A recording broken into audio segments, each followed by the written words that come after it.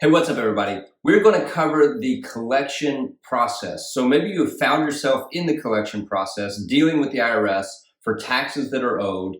I'm also going to talk about the first steps that you need to take, what's most important as you begin to deal with the IRS, and then what your collection alternatives are. Now, I'm going to break this up into 3 videos because I want to keep them shorter instead of going, 10 plus minutes on this. So let's jump in. Maybe you're in the collection process. I think that understanding the process, where you are in it, and then of course your options for dealing with it are going to bring peace to your situation. That's what I want. I don't want you stressing out over this. It's very stressful, and I want to help bring peace to that. And so I think understanding the process can help in moving you towards that direction.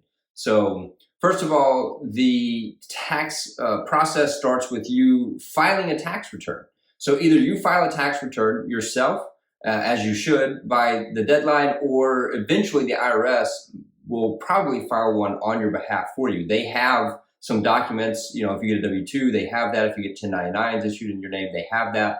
Eventually they will prepare a substitute for return or an SFR on your behalf. You don't want to do that because, one, if there's a balance due, you're going to end up owing penalties and interest on your failure to file and your failure to pay that tax. If there's a refund due, you don't want to do that because then you just delay how long it's going to take you to get a refund. So definitely always file your tax return on time. Then the tax is assessed. So once the return is filed, the IRS is going to assess the tax. That does not necessarily mean that you owe taxes. It just means that they have your income, your taxable income, the amount of tax you owe, and the amount of tax you've paid in. That is going to result in whether or not you owe taxes or are due a refund. So the tax is assessed. If you do owe a balance and you did not pay it when filing your return or shortly thereafter, the IRS is going to issue a billing notice or demand for payment. This is one of the IRS notices that comes out. A lot of times this is where people get this letter in the mail. They get a little scared and they contact me because they go, I have a problem. I got a letter from the IRS. Now, that demand for payment begins the collection process. You are now in a collection process with the IRS because they are trying to collect money from you to pay your taxes.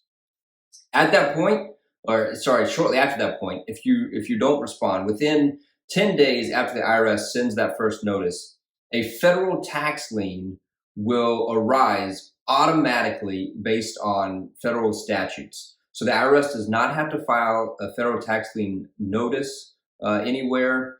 This arises automatically under statute and attaches to all of your current assets and future assets for as long as the lien is in place. If you owe more than $10,000, typically the IRS will actually file a notice of federal tax lien. So this is going to happen. They're going to do that to protect their interest. And like I said, it not only attaches to your current assets, but to future assets as well. As you become in possession of those if the federal tax lien is still in place. If you still don't pay your taxes due, after the first billing notice arrives, there will be a second billing notice. You still don't pay. There's going to come a point where they send you a final notice. All right, this is going to give you 30 days. It's a final notice and it's an intent to levy. All right, and so you don't want to get to this point. You want to deal with this before that, because now you have 30 days to respond or appeal, and you want to take that opportunity to appeal because that's going to give you more time. Also, if you don't take that opportunity within those 30 days, you don't respond, you lose that ability. There is kind of a secondary process you can go through, but this one's much simpler. You don't want to miss this window. This is a very important deadline. So you want to talk to someone before that passes. Make sure you're reading your IRS notices as they're coming in the mail. Don't just stick them in the drawer. You don't want to get to this last step. The last step is the IRS levy. All right, they have the ability to issue levies to legally seize your property. Okay, so they can go into your checking account, savings account, your retirement account. They can force you to sell your house if there's equity in it. They can seize your property to satisfy the tax debt. They can also send a letter to your employer and garnish your wages. They can seize your wages as well and say, of every paycheck that this person has, please send us this amount of money. That's going to be a very high amount because the reason the IRS uses this step is to get you, to force you to pay attention to the letters they've sent you and to deal with the problem. So it's going to be a significant portion of your paycheck, and it's not going to leave you enough money to cover your basic living expenses. They do that, as I mentioned, to force you to deal with the problem. A lot of times this is when people will show up in the office. They come in saying, I need help, the IRS has done this, I don't know how to reverse it. All right, there are steps we can take, but it's going to take a little bit of time. And in the meantime, you can't cover your day-to-day living expenses because the IRS is garnishing your wages. So you want to handle this before this point.